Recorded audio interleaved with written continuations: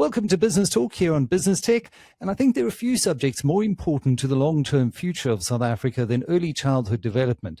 Before we argue about AI or economic growth or competitiveness or industrial policy or even unemployment, there is a more fundamental question lurking underneath all of it.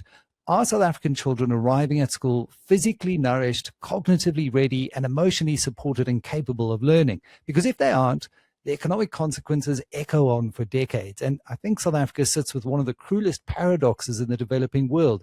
We're simultaneously a country of hunger and obesity, of food insecurity and ultra-processed excess, of stunting and diabetes, and in many households, survival calories are available, but proper nutrition isn't. So the question today is, how do we do something about that? Joining me now is Dr. Christine Taljaard-Krugell, Associate Professor at the Northwest University Center of Excellence for Nutrition, whose work really focuses on exactly this, on childhood nutrition, cognition, growth, and leadership in nutrition in Africa. Dr. Taljaard-Krugell, great to have you on. When people hear the phrase food insecurity, I think many still imagine only outright hunger. But modern malnutrition is far more complicated than that. Help us understand the South African reality today. What does malnutrition actually look like inside an ordinary household in 2026? Exactly. Thank you. Thank you for having me. So, yeah, first of all, when we think about malnutrition, it's exactly like you said, it's complex. And we're talking about both under and over nutrition. And even within those two, so even within undernutrition, there are different dimensions. And we can think about undernutrition in the terms of stunting, so not growing the height that you're supposed to have for a certain age. And then we can even think about micronutrient deficiencies like vitamin A or zinc or iron. So that's just on the undernutrition spectrum. Then, of course, we have the overnutrition spectrum that you've touched on. And while not as a big a problem at the moment as undernutrition, we do see rising rates of overnutrition, which is also, of course, worrisome. Where the complexity comes in is when we talk about the double burden of malnutrition, we're talking about how we see it within communities, but not only within communities, we see it within households, and then we also see it within individuals. So if I can give a quick example, if you think about a household, you might have a child that's undernourished, so let's say stunted, but you could also have a mom that is overweight or even obese, and that same mom could have iron deficiency, so within one house. But now you can even bring that down to within one person. And so you can have the double burden of malnutrition within a child, where that child might be stunted, but there might also be micronutrient deficiencies within one person. And so the outcome is complex, but obviously also the different factors, and you've touched on some of them, which I think we'll get into, but those are also multi-sectoral and complex. Wow, it makes it a very difficult problem to solve for. The first years of a child's life are often described as foundational, as any parent will know.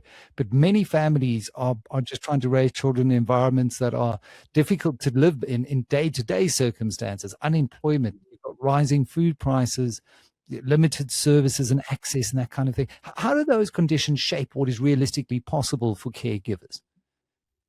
Yeah, absolutely. So I think I'm going to start by at the beginning, because often we think about a child's growth and development since they're born.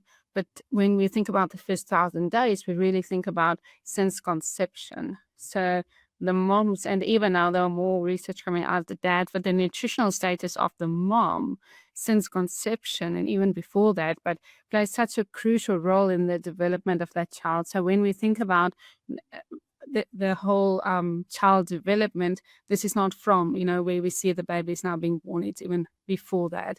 And then absolutely, it's not just a matter of knowledge. I always tell my students, everybody knows an apple is more healthy than a chocolate. So it's more than just about knowledge. It's also more than just about taking knowledge to the community.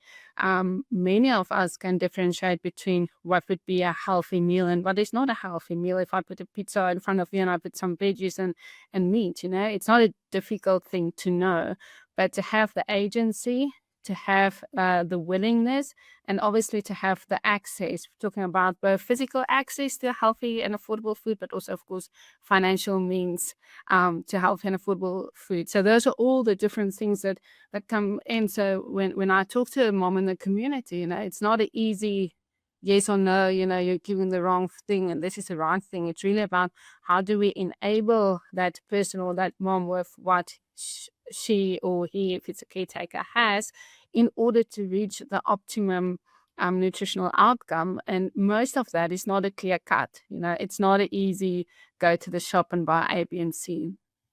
Yeah.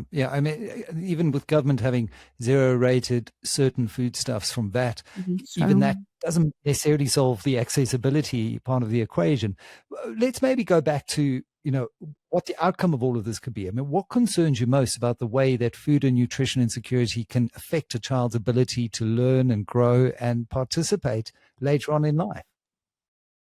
Sure. So, from the beginning, so we do know that first 1,000 days is really such a crucial time for brain development.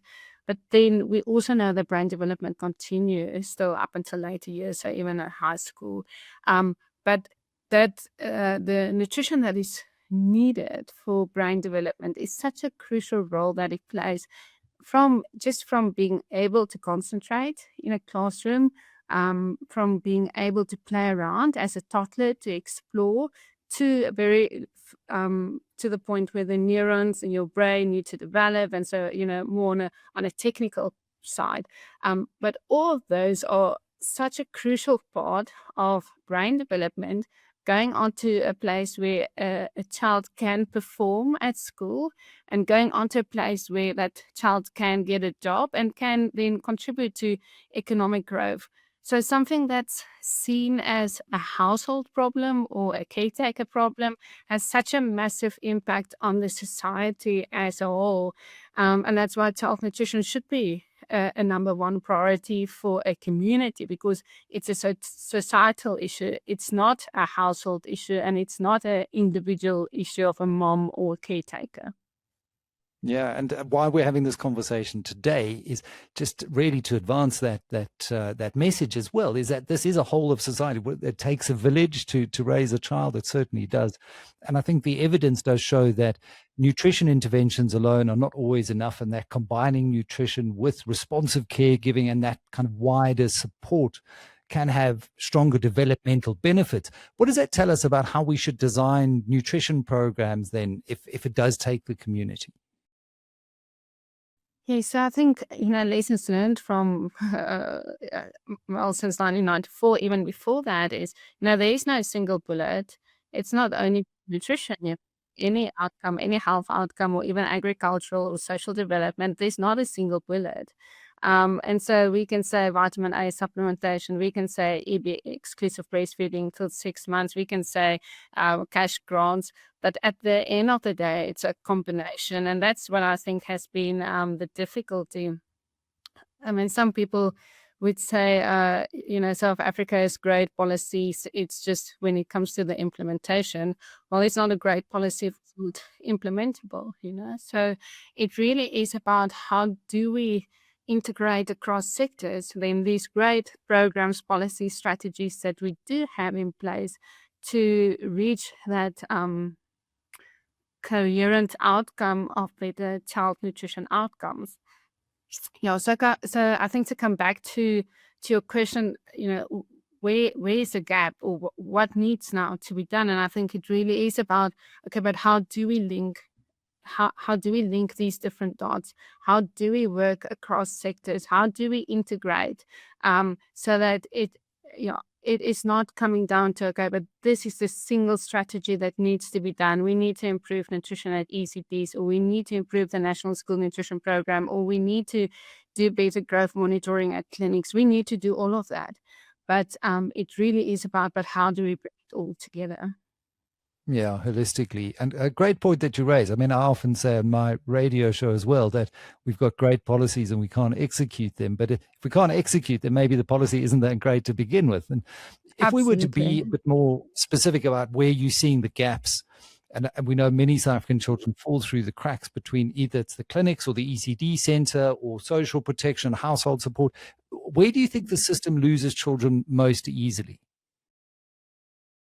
Yeah, so I think the word there is the fragmentedness of all of it, you know. So I think we might be doing the growth monitoring at the clinic, maybe not as good as we should, but it's somewhere there. But then the follow up on that, or the enabling of, okay, but how do we now enable this mom to make a change? So how do we link with social development, of how do we link with food parcels, or how do we? So I think the gap where children fall through the gap is actually in the connectedness between these different sectors. So lots of different departments playing a role in nutrition, and taking nutrition forward. But because of the multi-sectorality of that, obviously we need to work across departments, and we need to be able to make sure that a child is connected across all these different departments, making sure that the grants are accessible. But what are the hindrances in some caretakers not getting access to the grants? Grants is such an important part in having access, financial access to food. So, I mean, you can plot on a growth chart, but if there's no access to food, it's not going to make a difference. I think an example I can give about this fragmentedness is maybe, we have international and very strong national legislation, even political drive for exclusive breastfeeding up until 6 months. Still, we have completely have not been able to achieve the goals that we've set. So I think that the latest rates are in the low 20s for exclusive breastfeeding. And so what does it take for that mom? It takes so much more than knowledge for her to know this is the best, it's the best for my child, it's the best for me, it's the best for the community, for economic growth, so she can know it.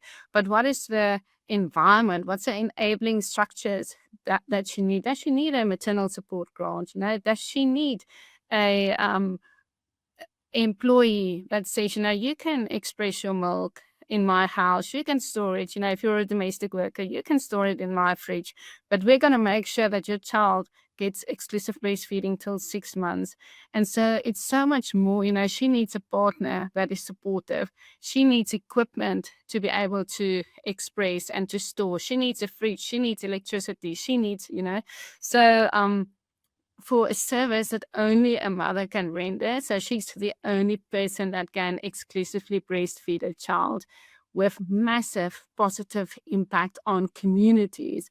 The communities, including working environments, society, churches, should enable that mom, support that mom, together with some sort of maternity protection for that mom. So getting all these different links together, and that's a fragmented part. That is where the child is getting lost in the picture, because even though that mom might want to give the best possible outcome that she can for a child, if she needs to go back to school, she needs to go back to school. If she needs to go back to work, she needs to go back to work. If there's no money in the house, there's no food on the table. So how does she weigh up these responsibilities about giving best nutrition for a child that we know has benefit and positive outcomes, versus real life challenges of unemployment, high food prices, and so on? And it sounds to me like we also need a really concerted, coordinated public awareness campaign, all of society type approach, so that we raise this issue above the parapet, so that I'm sure many communities would be willing to help, but sometimes are unaware of exactly the kind of detail that you just shared with that exclusive Yeah, breastfeeding example. I'm actually not sure if it's unaware, because I, I, I'm I still feel, that most people do know what are the benefits, but maybe it's just also a bit of a combination of, not caring as much. This is not my problem, not my issue, not my household. Do not see that benefit for the society. As long as in my household we are sorted, but to actually believe that in investing in a child is for the benefit of the entire country. I'm not sure if that belief and that understanding has taken place. Really interesting. So I mean, today we've learned about how that nutrition shapes a child's health, its learning, its future opportunities, how it supports society. So what will it take for South Africa to stop treating this as a private household struggle and start treating it as a national investment in our human potential? Because Ricardo Hausman often comes to the country from the Harvard Kennedy School and he says, South Africa, you have to develop your human capital. You're not going to grow, you're not going to improve, you're not going to progress and meaningfully change the lives of the vast majority unless you start doing this. So how do we start taking this away from, oh, it's someone else's problem, to really elevating it to a societal level awareness? Yes, I think the first thing that comes to mind is, we need a kind of Nelson Mandela. We need a leader.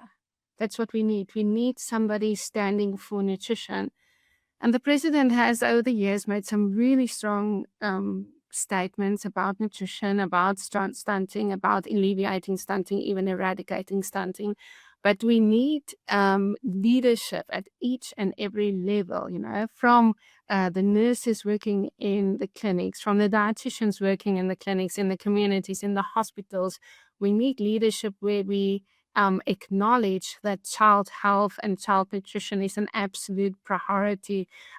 Yes, absolutely within the households, but then also within for the community. And I think without proper leadership and taking that responsibility for, this is my clinic. In my clinic area, we're going to make sure that there are no growth faltering whatsoever. We're going to make sure that each and every child that has severe acute malnutrition are followed up or treated or getting to by community health workers after they've been discharged.